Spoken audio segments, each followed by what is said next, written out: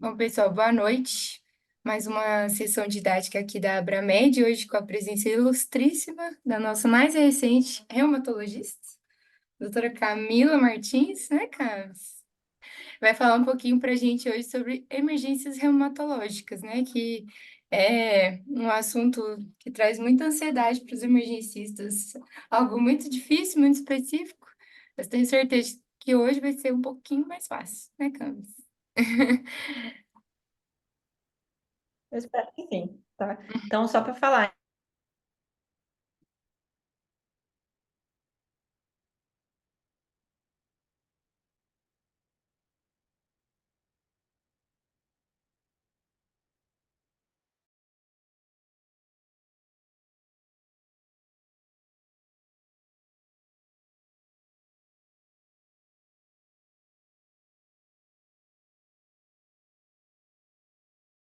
Mari, pode passar.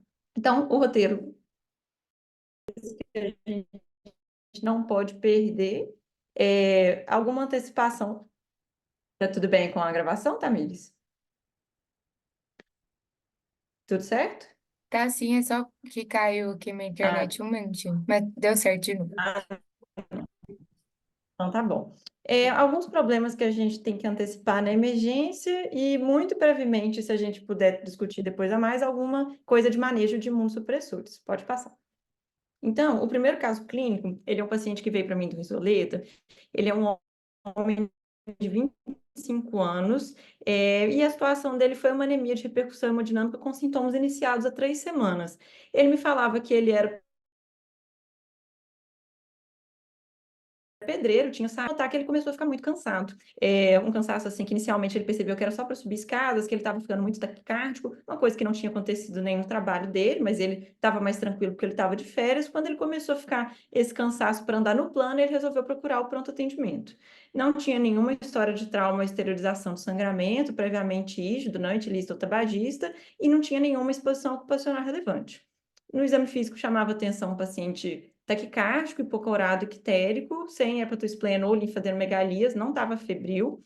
E aí, no primeiro laboratório dele, que foi quando eles encaminharam para a gente, veio uma hemoglobina de 3, com VCM aumentado, RDW também, uma leucopenia, um neutrófilo de 700 e uma linfócito de 600 e uma plaqueta de 43 mil, então um paciente com uma pancitopenia. No rastreio inicial dessa anemia, ele veio com uma hiperreticulocitose, eu já corrigi, uma ferritina, vitamina B12 e folato adequados e sorologias virais negativas, incluindo um teste de leishmaniose. Então, assim, essa foi uma vinheta bem clássica para falar de citopenias agudas graves, nesse caso, anemia hemolítica, né, que seria classicamente anemia com reticulócito aumentado, que deve fazer parte do nosso rol de exames iniciais de investigação de anemia, principalmente quando a gente tem casos agudos, né, e lembrar desses pacientes de sempre solicitar o CUMBS direto quando a gente está para a gente conseguir diferenciar os pacientes com anemia hemolítica autoimune dos pacientes com anemia hemolítica não autoimune, né? E, além do CUMBS, a gente sempre tem que pensar nos critérios de gravidade dessa anemia hemolítica, né? Então, chama muita atenção eventos trombóticos, a presença de esquizócitos e a plaquetopenia, que aí a gente vai para outro tipo de diagnóstico, que seria anemia hemolítica microangiopática. Nos pacientes com instabilidade hemodinâmica, com hemoglobina abaixo de 7, apesar de transfusões, e os pacientes com alguma outra causa intravascular de hemólise, que ela se manifestaria, então, por uma anemia grave, rapidamente progressiva, com hemoglobinúria, índice de inúria, uma disfunção renal que pode chegar a uma ERA-Cardigo 3, e uma CIVD também. Então, só para lembrar que o diagnóstico de anemia hemolítica microangiopática, né, que seria por conta desses esquizócitos positivos, tem vários tipos de causas, mas é um diagnóstico que a gente não pode deixar passar. Então, sempre nos pacientes com anemia hemolítica, a gente tem que solicitar o CUMBS para pensar nas doenças autoimunes e solicitar a pesquisa de esquizócitos, às vezes até confirmada pelos exames, pela avaliação do hematologista mesmo, a revisão de lâmina, para a gente não deixar passar a anemia hemolítica microangiopática. Lembrar de excluir infecções e sempre avaliar a toxicidade medicamentosa, que no caso desse paciente estavam ausentes. Pode passar. E aí, nos casos, então, de anemia hemolítica autoimune, que é essa sigla que eu coloquei aqui em cima, lembrar de coletar o CUMBS antes das transfusões, dê-se preferência sempre que possível, né? Porque senão a própria transfusão, ela poderia, num segundo momento, positivar esse CUMPS. E quando a gente pensa nos diagnósticos diferenciais, a gente pensa nas doenças autoimunes, principalmente o lúpus de cara, ainda mais um paciente com pancitopenia, infecções, as clássicas seriam por HIV, Epstein-Barr e hepatite C, e como diagnóstico diferencial, doenças linfoproliferativas, por isso que é sempre importante estender a propedêutica hematológica desses pacientes e pesquisar sobre linfonodos, e alguns tipos de imunodeficiências também. E só no quadrinho aqui do lado do UpToDate, né, quando a gente tem uma anemia hemolítica com cúmplice direto positivo, classicamente a gente está falando de uma anemia hemolítica por anticorpos quentes, né? E a gente vai ver, conforme a gravidade da anemia, como é que vai ser o tratamento. Mas no segundo quadrinho aqui, nos pacientes com hemoglobina acima de 7, a gente percebe que o último pontinho aqui já é começar corticoide com ou sem rituximab, que essa seria uma avaliação do especialista, mas então, ou seja, já demanda um tratamento e você já tem um propósito, depois de excluídas infecções e causas mais óbvias, de iniciar um tratamento presuntivo de causa, tá? Próximo, Mari. E quanto à anemia hemolítica microangiopática, eu coloquei uma fotinha para a gente lembrar do que ela é, né? Que são as famosas hemácias mordidas, os esquizossos. Ela é classicamente uma anemia hemolítica, né? Que é o que a gente está falando com CUMB direto negativo. É intravascular, então ela dá disfunção renal, ela dá pode dar CIVD com esquizócitos, né? E ela também costuma cursar muito com plaquetopenia. Quando a gente tem eventos trombóticos associados a isso, a gente fala que o paciente tem uma microangiopatia trombótica, né? Então, são essas anormalidades capilares junto com a trombose microvascular. Sempre são diagnósticos graves, sempre são diagnósticos desafiadores. O mais clássico da gente ver, principalmente no nodulão em porta, seria secundária à sepse ou alguma outra causa de CIVD. Nas grávidas, lembrar sempre de eclampsia HELP, que faz diagnóstico diferencial. E lembrar aqui, coloquei só um ponto para a gente lembrar da PTT, né? Da púrpura trombocitopênica trombótica, que é classicamente uma anemia hemolítica microangiopática, com mais alguns outros dados. Comprometimento renal, comprometimento do sistema nervoso central, para falar que devem ser sempre pesquisados, tá? No caso desse paciente específico, ele é um paciente que ele já chegou para a gente usando corticoide e, incrivelmente, ele chegou assim, ele precisou de um concentrado de massas, ele até nem tinha conseguido mais, porque ele veio pai positivo, e ao longo de 1 semana e meia ele ganhou 4 pontos de hemoglobina só com corticoide. No final das contas, a gente fechou o diagnóstico de lúpus para ele, tá? Ele tinha como direto positivo. A próxima paciente, ela também é uma mulher jovem, é uma mulher de 35 anos. Ela é uma paciente que entrou por conta de AVC hemorrágico, mas ela tinha mais alguns outros detalhes, AVC isquêmico, desculpa, mas ela tinha mais alguns outros detalhes na história. Ela era uma paciente hipertensa, tabagista, tinha tido um abortamento anterior e tinha tido nas 2 gestações uma pré-eclâmpsia e tinha tido uma trombose no membro inferior direito prévia em uso de anticoncepcional, mas já mais de 6 meses do evento base dela, que foi esse AVC isquêmico, sabe? No exame físico, ela era uma paciente hipertensa com sopro sistólico no foco mitral, e na investigação inicial que o pessoal da neurologia realizou, eles não acharam nenhuma alteração em Doppler, um eletronormal, um eco com espessamento de válvula mitral, e eles foram investigar causas, por exemplo, endocardite, chegaram a fazer um eco transesofágico, solicitaram a realização de hemoculturas e vieram negativos. Pode passar. Então, a próximo... Pode passar, Mari.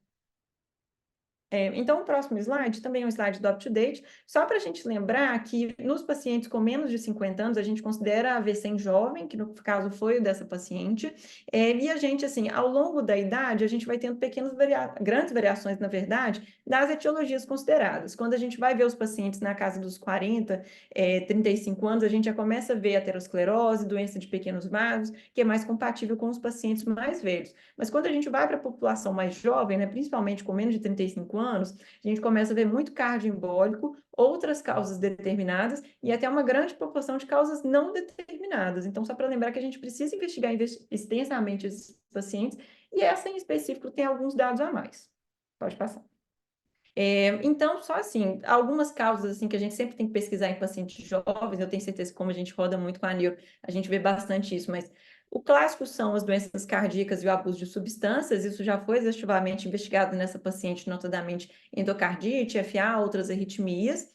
Lembrar das causas vasculares, principalmente a não inflamatória, a gente tem muito infecção nos pacientes com alguma história de trauma no passado, e das doenças inflamatórias, lembrar das vasculites, mas também das pós-infecciosas, tipo HIV, sífilis, tuberculose ou mesmo pós-meningite. Mas eu queria me concentrar um pouco nas causas hematológicas de AVC no paciente jovem, que a gente tem, por exemplo, anemia falciforme, mas esse dado já teria aparecido na história, né? Algumas trombofilias hereditárias, que é difícil pesquisar no contexto de AVC, porque muitas vezes elas vão estar alteradas, principalmente a proteína CIS, o uso de contraceptivos, né, presença de gestação, CVD, alguma neoplasia, mas eu queria comentar da principal causa de trombofilia adquirida em toda a faixa etária adulta, que pode passar, a síndrome do anticorpo antifosfolípide, né? Então, a gente sempre tem que lembrar nesses pacientes, é claro que é muito difícil identificar num paciente... Ups, peraí, deixa eu só voltar aqui que eu saí da tela, gente, desculpa. Voltei. Claro que é muito difícil identificar isso num paciente com o primeiro episódio de trombose, mas é por isso que é muito importante perguntar dos episódios prévios, né? Então, por exemplo, essa paciente tinha um episódio de TVP em uso de anticoncepcional, que seria um evento provocado, mas ela não deixa de ter uma valorização clínica para a gente. E algo que a gente costuma esquecer de perguntar também é sobre a história ginecológica, porque ela tinha um episódio de pré-eclâmpsia e um episódio de abortamento que contam bastante para a gente também como critério diagnóstico.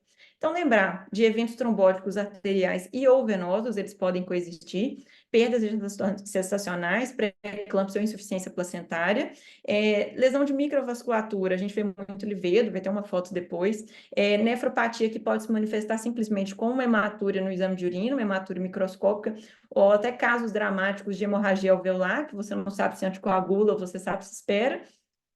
Queria chamar a atenção para a presença também de valvopatia nesses pacientes na forma de vegetação e espessamento. É até critério diagnóstico e confunde muito a gente quando a gente está investigando a endocardite, por isso que esse diagnóstico diferencial ele tem que ser muito bem estabelecido. E plaquetopenia, que complica muito a nossa vida, mas que tradicionalmente não costuma ser uma plaquetopenia grave, abaixo de 50 mil, que contraindica a anticoagulação, tá? E além desses dados todos, a gente tem a positividade dos anticorpos antifosfolípidos, que são 3. Habitualmente, no Odilon e em outros serviços de porta, a gente consegue dosar o anticoagulante lúpico e o anticardiolipina. Na Santa Casa, específico só no HC, a gente não consegue dosar o anti-beta-2 glicoproteína.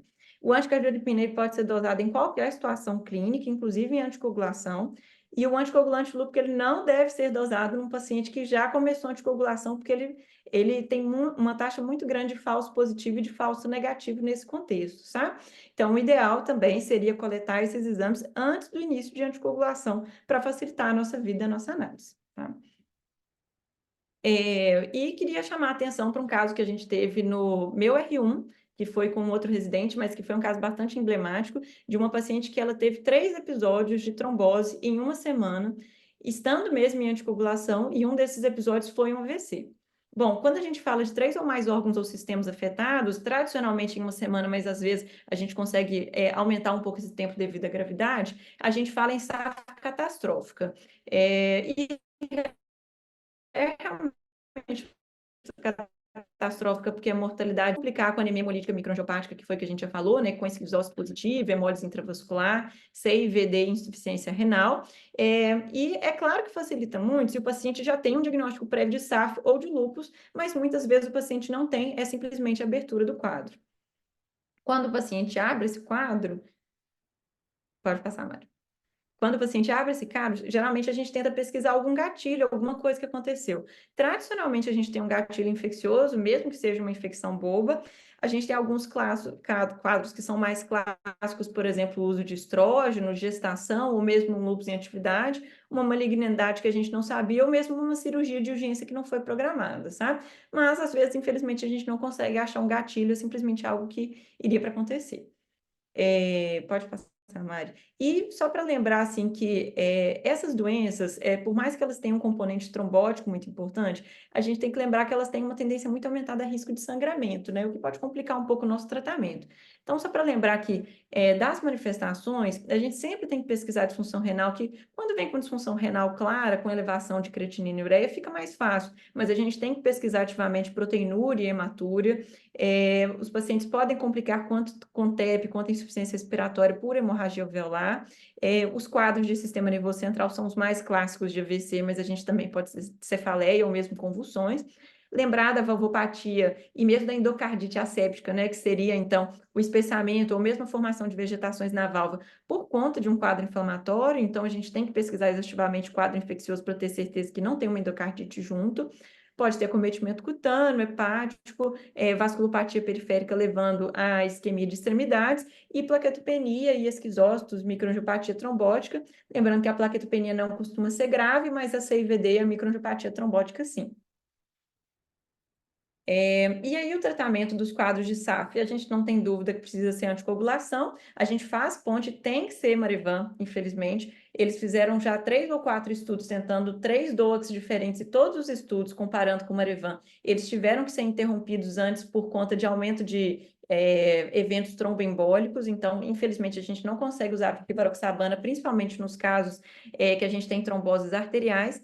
E na SAF catastrófica, além de tratar os fatores de exacerbação, né, tratar o lúpus por trás, tratar a infecção por trás, se a gente tiver, existe uma recomendação de especialista de fazer terapia combinada, que seria anticoagulação, corticoterapia em altas doses e imunoglobulina ou plasmaféres.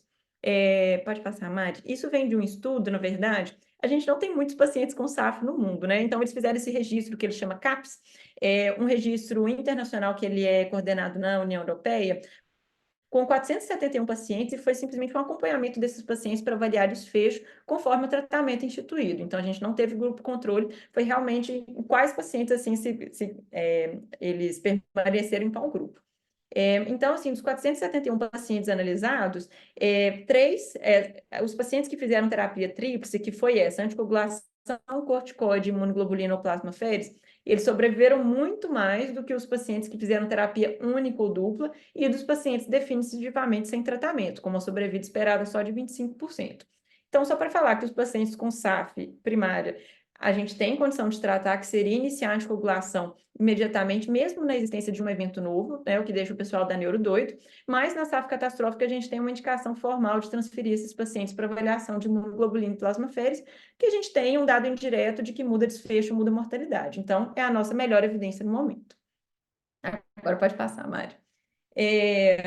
Tá bom. No caso dessa paciente, então, a antiga, né, ela tinha vários eventos e realmente depois ela teve uma anticardiolipina positiva, ela é anticoagulada desde então e não teve novos, tá? Esse caso é desse mês. É uma mulher de 55 anos, ela foi admitida em insuficiência respiratória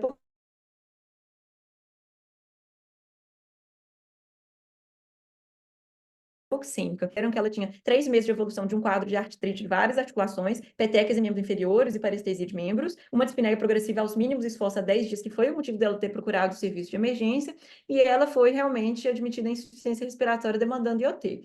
Além de tabagista, não tinha nada na história prévia dela, não usava nenhuma medicação, não tinha nenhuma alergia. E no primeiro momento, quando a gente foi identificá-la, ela estava entubada, demandando altos parâmetros ventilatórios, tinha tido uma queda hematimétrica, porque isso já tinha mais ou menos 24 horas, de 3 pontos de hemoglobina, uma leucocitose, uma plaquetopenia discreta, com PCR super aumentado, chegou com uma creatina de 4, com uma hemoglobina 3 cruzes no exame de urina e com as hemoculturas negativas. Bom, pode passar, Mari? E essa era a tomografia da nossa paciente, sabe? Então, dá para ver que é uma tomografia simétrica, a gente tem uma consolidação maior, principalmente no polo posterior do hemitórax direito, mas a gente também consegue ver um padrão em mosaico, né, de uma distribuição mais centrolobular, poupando um pouco periferia, bilateral.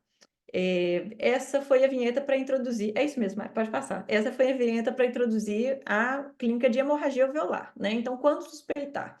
A imagem definitivamente não é específica, mas geralmente a gente tem opacidades irregulares difusas ou em vidro fosco que sejam bilaterais. Essa é a radiografia da paciente depois dessa intubação. Só para avisar que ela tinha uma radiografia bastante assimétrica, mas no hemitórax esquerdo a gente conseguia ver alguns infiltrados algodonosos, né, tanto no tórax médio quanto na base esquerda. O laboratório geralmente é marcado por uma queda hematimétrica e uma hipoxemia.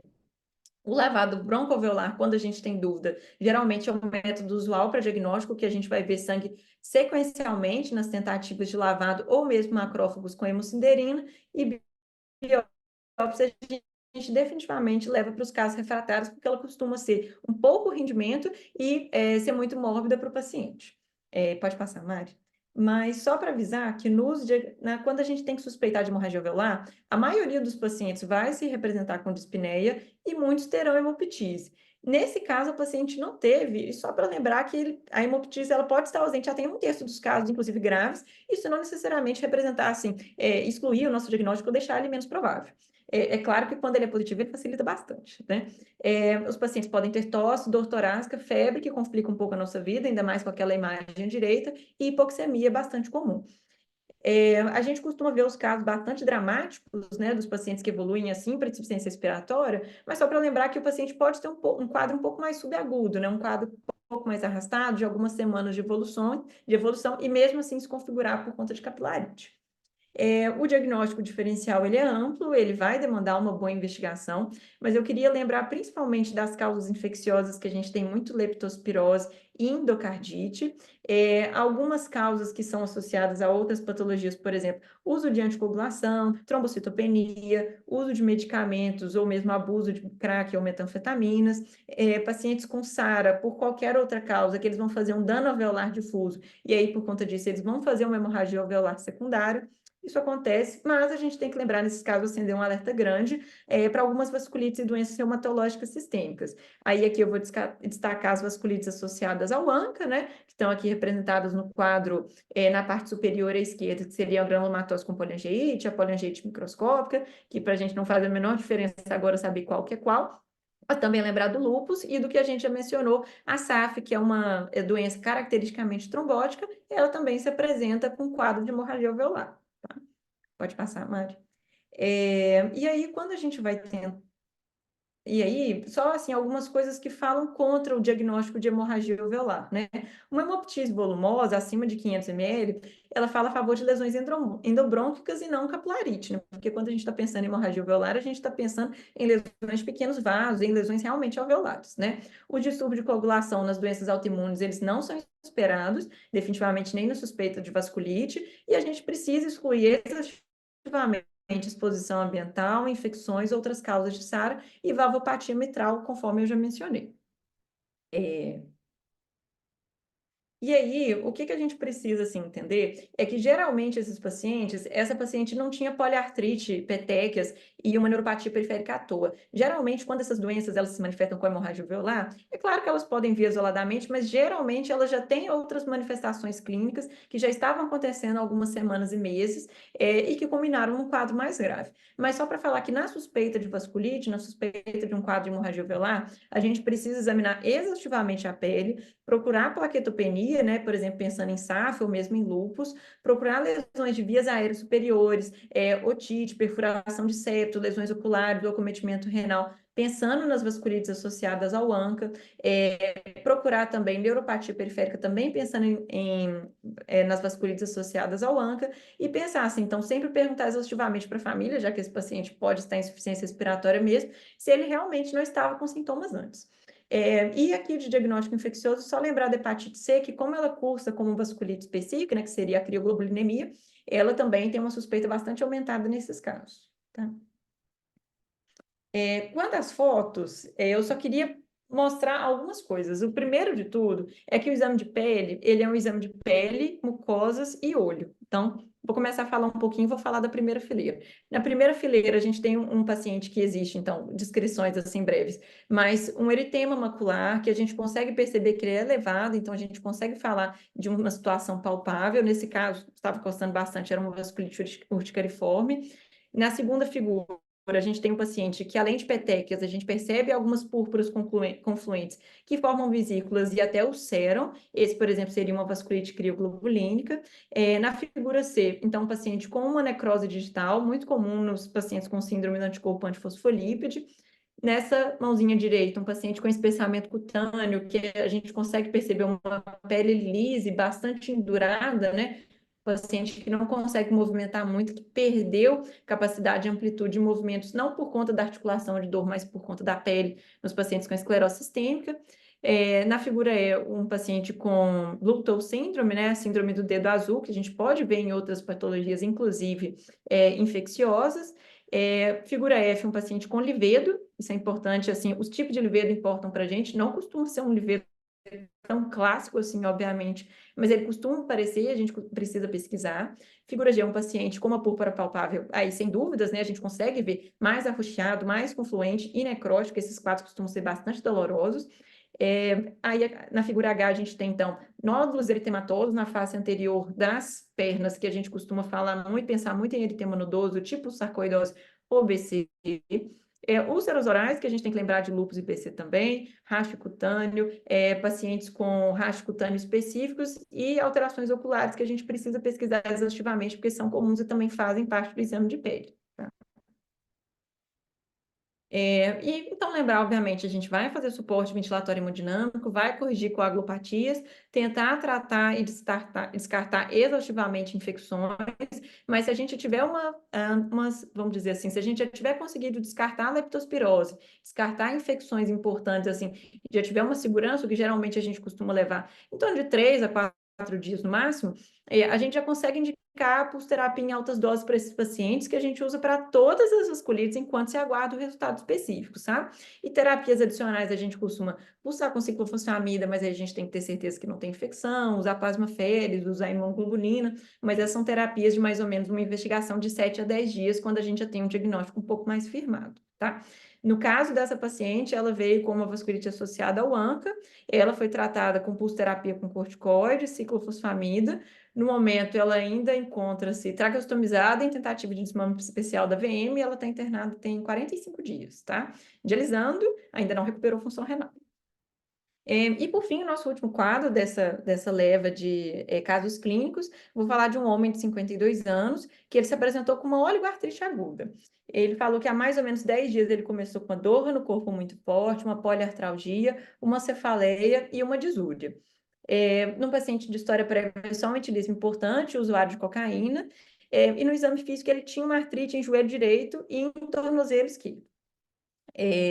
Então, só para falar que nesse quadro, é claro que a gente precisa descartar dengue, precisa descartar outras infecções. O laboratório dele inicial, ele tinha características infecciosas, tipo uma leucocitose, bastonemia, um PCR de 180, chegou com uma creatinina razoável, um ácido úrico de 5,7, e aí pode passar.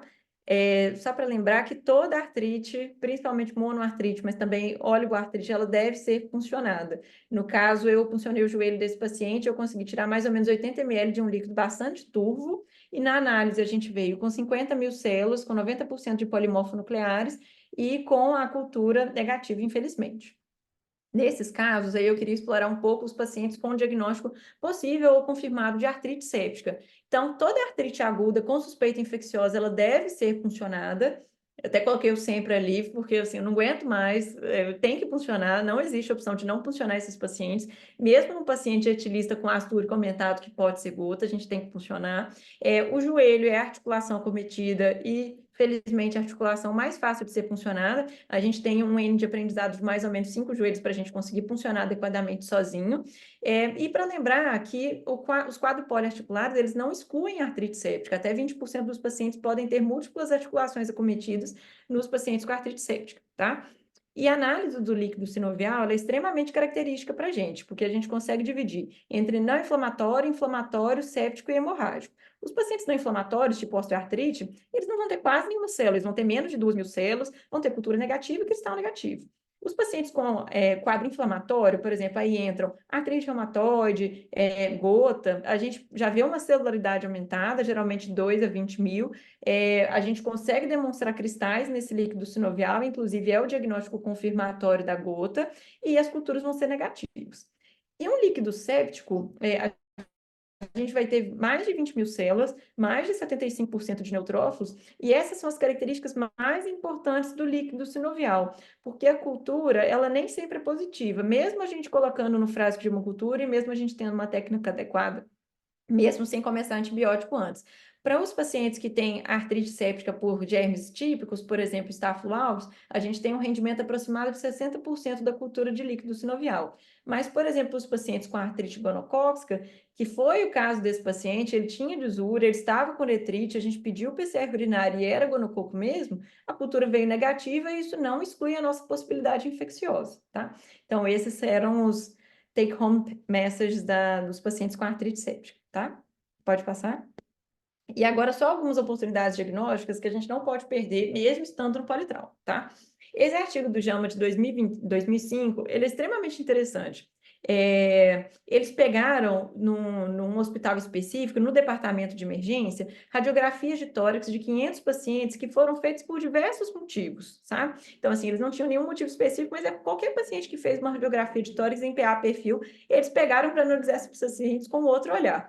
E eles descobriram que desses 50 pacientes, todos eles acima de 60 anos, que não tinham absolutamente nenhuma queixa relacionada ao que eu vou comentar, mas que 72 deles tinham uma fratura osteoporótica. Então, é uma oportunidade de aprendizado que a gente não pode perder, porque isso é indicativo de tratamento, isso muda a conduta, isso pode até ter relacionado ao motivo de vinda do paciente, mas definitivamente a gente não pode perder, porque isso é muito mórbido a longo prazo. Pode passar, Mari. Então, só para lembrar, essa é uma radiografia, então, de tórax, que foi pedido por outro motivo de um paciente da emergência. Eles chamaram a gente por outro motivo para avaliar esse paciente. E aí, quando a gente foi observar, ele tem uma fratura. Ele tem uma fratura que dá para ver uma redução de 25% do corpo vertebral. Tanto na porção anterior, média ou posterior é indicativo de fratura, a gente já consegue fechar esse diagnóstico no raio-x.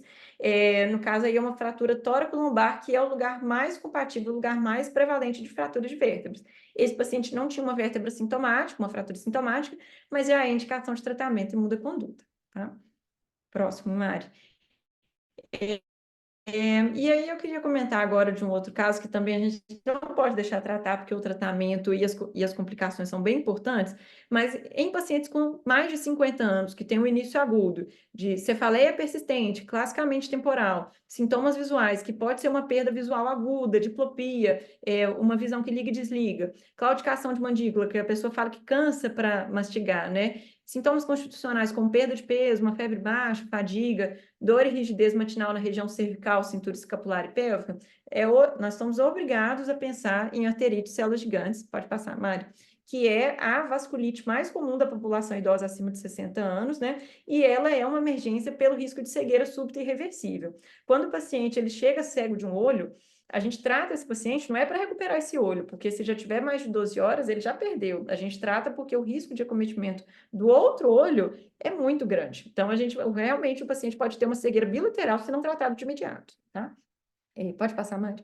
Então, só para lembrar que a arterite de células gigantes, ela é uma vasculite de grandes médios vasos, ela comete a aorta, os ramos maiores e a artéria temporal, então a gente costuma ter muito comprometimento craniano, a gente pode ter até uma artéria temporal visível e palpável, mas isso não é necessário para o diagnóstico, e lembrar que muitos desses pacientes têm associação com polimialgia reumática, que é uma dor e rigidez de manhã na cintura escapular e pélvica. O diagnóstico ele é presuntivo, se há alta probabilidade clínica, a gente não precisa esperar o diagnóstico confirmatório, porque o tratamento é de emergência, pode passar, Mari. E o tratamento é com corticoide, e esses pacientes respondem super bem. Quando a gente tem um acometimento só assim de cefaleia, de sintomas constitucionais, a gente costuma começar a prednisona altas doses, e quando a gente tem uma perda visual súbita, a gente já vai de cara para a pulsoterapia com metil. Então, eu consigo imaginar esses pacientes chegando na emergência, eles chegam muito na porta das clínicas de olhos, por exemplo, do Hospital da Santa Casa e do HC, mas eles também podem chegar no contexto de neuro, porque é perda visual aguda. Pode passar.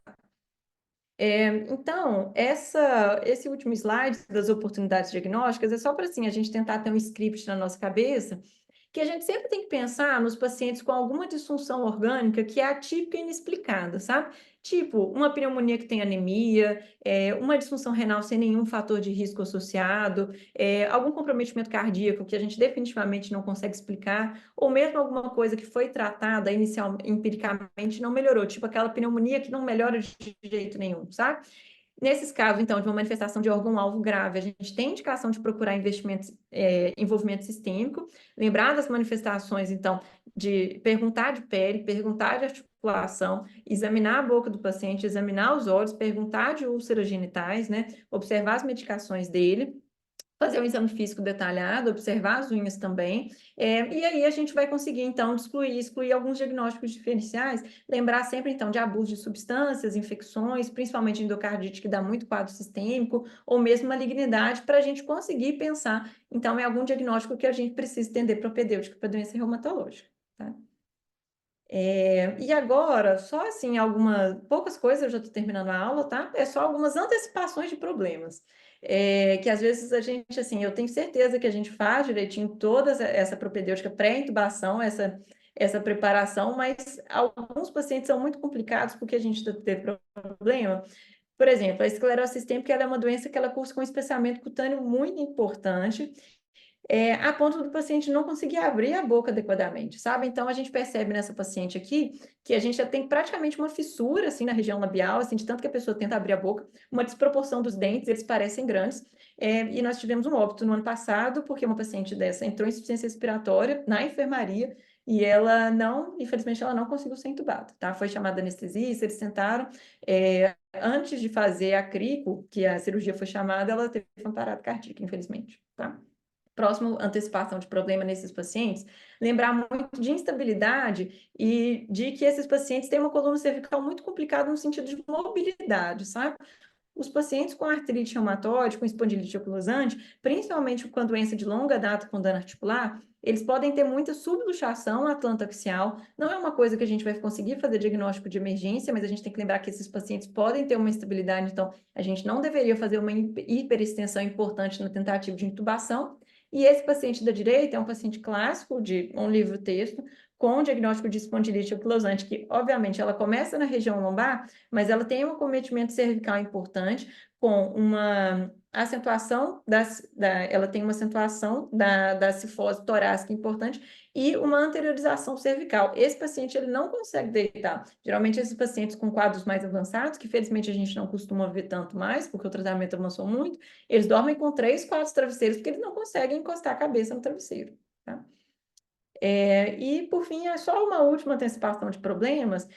Os pacientes com doenças reumatológicas, principalmente artrite reumatoide, mas também miopatias inflamatórias, espondilite anquilosante, eles têm uma alta prevalência de doença pulmonar intersticial. Então, só lembrar desse dado, porque a gente sabe que que a avaliação ultrassonográfica desses pacientes, a gente pode ser linhas B, a gente pode ver, inclusive, espessamento pleural, algo que pode confundir a gente no sentido de pensar que esse paciente está congênito, e na verdade não, ele tem uma pneumopatia fibrosante, tá? Então, só lembrar desse diagnóstico diferencial. E, por fim, a última parte da aula, bem brevemente, sobre manejo de imunossupressores. Só para falar que, assim, a dose do corticoide importa muito. A gente tem alguns números cabalísticos que a gente fala que o paciente que está usando corticoide há menos de 3 semanas e menos de 5 miligramas ao dia, ele não é considerado imunossuprimido de forma nenhuma. Então, seria paciente usando 2,5, 3,75 de corticoide, a gente considera que ele tem um sistema adrenal intacto. Os pacientes suprimidos, definitivamente são suprimidos, são aqueles que usam mais de 20 miligramas de dia de prednisona por mais de 3 semanas ou que têm estigmas de síndrome de Cushing, né? Seria a face em lua cheia, né? As estrias importantes, a obesidade centrípeta, né? E os pacientes intermediários borderlines, que são aqueles que estão usando entre 5 e 20 miligramas ao dia, em tese, esses pacientes deveriam receber uma avaliação de eixo antes de algum estresse tipo cirúrgico, por exemplo, sabe? Mas, no ponto prático, a gente considera esses pacientes como imunossuprimidos no setor de emergência. Pode passar, Mário. E só para lembrar, assim, por exemplo, quando eles vão ser submetidos a um estresse grande, por exemplo, cirurgia, para cirurgias estar usando corticoide numa dose maior ou igual a 5 miligramas, para procedimentos menores, em tese, a gente não precisaria fazer uma dose extra de corticoide. Para estresses moderados, estresses cirúrgicos moderados, que ele fala, por exemplo, revascularização, artroplastia de quadril, artroplastia de joelho, a gente faria uma dose de hidrocortisona de manhã, faria de 8 em 8 por 24 horas e depois retornaria a dose do paciente. E para cirurgia definitivamente grandes, que seriam assim, gastrectomia, colectomia total, cirurgia cardíaca aberta, aí a gente daria uma dose maior de hidrocortisona, mas também por 24 horas, tá? Isso é o que a gente costuma fazer nas doses de estresse grande. E o que a gente sabe é que o corticoide acima de 5 miligramas, ele é associado a infecções graves e oportunísticas, e a dose de estresse é adequada na maioria das infecções graves, sabe? Rarissimamente eu consigo contar aqui uma doença para vocês que a gente não vai poder utilizar doses altas de corticoide. Então, geralmente é o que a gente utiliza de resgate. Dos imunossupressores, o que a gente pesa muito na balança é o risco de exacerbação infecciosa enquanto o paciente está usando, mas também o risco de atividade de doença. Vou dar 2 exemplos. Um paciente que tem artrite reumatoide, que ele tem um comprometimento só articular, ele nunca teve mais nada. Se eu suspender o imunossupressor dele, a única coisa que ele vai sentir é dor. Assim, muito desconfortável, muito ruim, mas eu consigo tratar a sepse de foco pulmonar dele lá e a gente não vai ter maiores problemas com isso.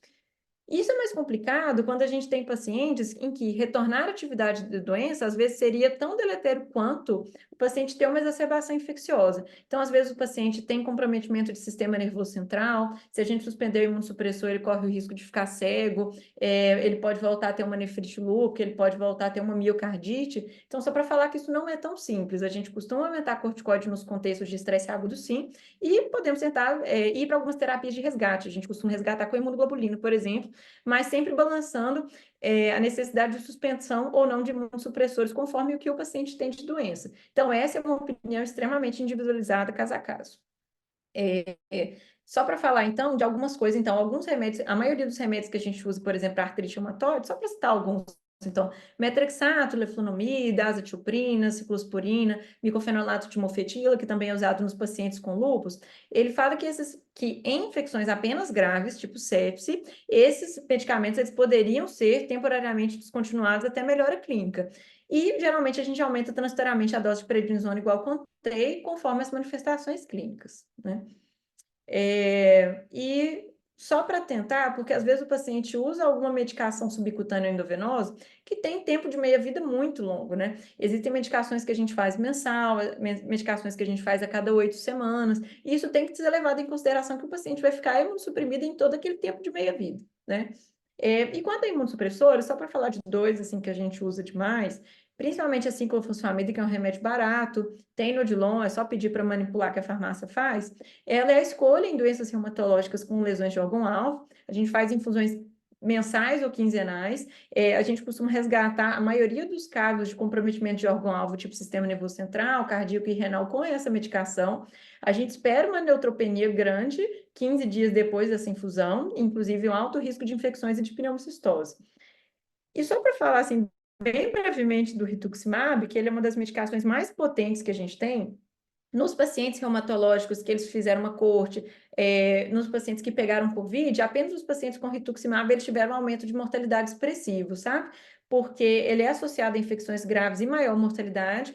A infusão dele é semestral, então ele tem um tempo de meia-vida longa. Vacina, quando a gente utiliza nos pacientes, não pega nesse tempo de 6 meses e um alto risco de reativação de hepatite B. Então, eu tive a infelicidade de ter uma paciente que a gente tratou para lúpus na Santa Casa com rituximab, e que ela fez uma sepse de foco pulmonar por pneumococo, que os germes capsulados são mais comuns, e ela caiu no meu plantão no Odilon, sabe? E, infelizmente, ela faleceu por conta de infecção nesse contexto de rituximab. Então, só para lembrar que o manejo de imunossupressores ele é complexo e que a gente sempre tem que se atentar ao tempo de meia-vida. Bom, obrigada.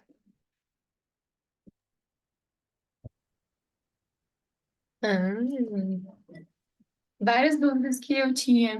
Inclusive, eu já te pedi várias. Sim, exatamente, né? É muito difícil porque a gente sempre pesa qual paciente a gente está contando, sabe?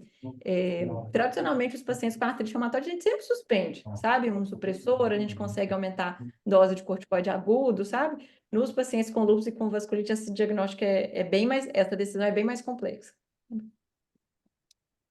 E é uma dúvida bastante recorrente em toda a equipe, né? A gente fica meio receoso de tirar esse imunossupressor na vigência de uma infecção e o paciente piorar do quadro de base, né? Igual eu te falei, eu Pois mesmo já é, te liguei algumas vezes por conta já, disso. exatamente. Não, e por favor, gente, fiquem à vontade, tenham um reumato e um reumato de estimação, né? Porque às vezes a gente consegue, como os pacientes são mais raros, a gente conhece muito, a gente conhece os outros serviços, né? A gente consegue entender quais são as manifestações que os pacientes já tiveram, né? E raramente, rarissimamente, você vai estar errado se aumentar a dose de corticoide e deixar a hidrocortisona para as infecções graves, sabe? Porque geralmente é o tratamento inicial para as manifestações graves da própria doença. Então, isso facilita muito a vida, sabe? E suspensões transitórias, né, às vezes de medicações orais, geralmente, assim, naquele pico, né, de uma semana de infecção mais grave, geralmente costuma ser bem tolerado também. E para retornar essas medicações, porque a gente sabe que nem sempre os pacientes eles são encaminhados rápido, né? Principalmente se eles não têm um vínculo com algum serviço. Passada essa uma semana de fase aguda, a gente reintroduz na dose que o paciente usava ou tem alguma progressão que tem que ser feita? Olha, isso depende muito. Vou dar um exemplo. Como a gente está tendo muita dengue, né? A gente está tendo que suspender muito imunossupressor, né? Então, eu tive um paciente recente que ele tinha artrite reumatoide, ele estava usando as medicações certinho, já estava sem prednisona, ele teve uma dengue grave, tipo C, precisou ter uma passagem no CTI, e aí a gente combinou de que a gente só resumiria, voltaria as medicações dele quando ele tivesse alta hospitalar, sabe? Então, assim, passado todo aquele momento, considerado que o paciente já retornou transaminases, porque essas medicações mexem muito em função hepática, né? Então, a gente combinou isso. E, como o quadro dele era só articular, a gente deixa uma dose baixa de prednisona, 10 miligramas mais ou menos, para segurar a dor dele. Então, isso ele tolerou bem, passada os 10 primeiros dias da dengue, obviamente. Nos pacientes com lúpus, que a gente teve uma recente com sistema nervoso central, aí a gente voltou praticamente tudo. Voltamos para prednisona 1 miligrama quilo, e também a gente só vai voltar quando a gente tiver certeza que essa infecção está tratada, sabe? Então, assim, geralmente o retorno de imunossupressor é só na alta hospitalar. Ah, legal. Deixa eu ver aqui se o pessoal mandou alguma pergunta. Se você quiser parar a gravação, não sei se você já parou, hein? Tá, O vou povo fica encerrar aqui. É, o povo fica desequilibrado. encabulado. Só um minutinho.